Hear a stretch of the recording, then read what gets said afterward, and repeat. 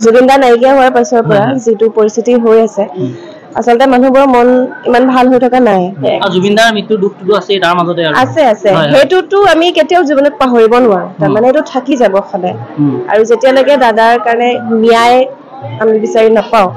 তেতিয়ালৈকেও এইটো চলিয়ে থাকিব সকলোৰে মনত দুখ আৰু সেই জুইটো আছে তাৰমানে আৰু তাৰ বাবে আমি যদি কিবা কৰিব লাগে সদায় সাজু সদায় ৰেডি আছো মাথো এনেকুৱা হয় যে মানে আমি কিন্তু নিজে ৰৈ দিব নোৱাৰো সকলোৰে নিজৰ এটা জীৱন আছে চলিব লাগিব আগবাঢ়িব লাগিব দুখৰ মাজতো নিজক চলাই যাব লাগিব সেইকাৰণে সকলোকে সেইকাৰণে আমি এতিয়া এনেকে যি কিবা কিবি আছে ৰাস যদি কৰিবলৈ আহিছো তাৰমানে মনটো বেয়া লাগি থাকে যদিও ক'ৰবাত অকণমান আমি একচুৱেলি চেষ্টাহে কৰি আছো মনটো ভাল লগাবলৈ সেইটোহে হৈছে মোৰ মানে কপাল বেয়া আমাৰ যেতিয়া 19 এপিছড হৈছিলে তেতিয়া আমি দাদাৰ জোনালী নতুনকৈ খোলা ষ্টুডিঅ'ত তালৈ গৈছিলো আৰু তালৈ গৈ তেওঁৰ এই পাপি কেইটা আছে কুকুৰ বুলি ক'বলৈ মই বেয়া পাওঁ আচলতে তাহাঁতৰ লগত মই বহুত খেলিছিলো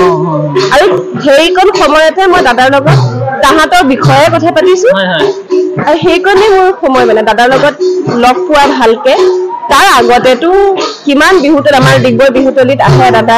প্ৰগ্ৰাম কৰিবলৈ আহে চাবলৈ গৈছো বিহু চাবলৈ গৈ হেৰাইছো মানে মা দেউতাই পাহৰিয়ে গ'ল যে ছোৱালী যেনেকৈ লৈ আহিছিলো ইমান পাগল হৈ গৈছে জুবিন দাৰ প্ৰগ্ৰাম বুলি ক'লে বেলেগ হৈ থাকে তেনেকুৱা এটা কিন্তু মোৰ অকণমান কপাল ভাল যে মই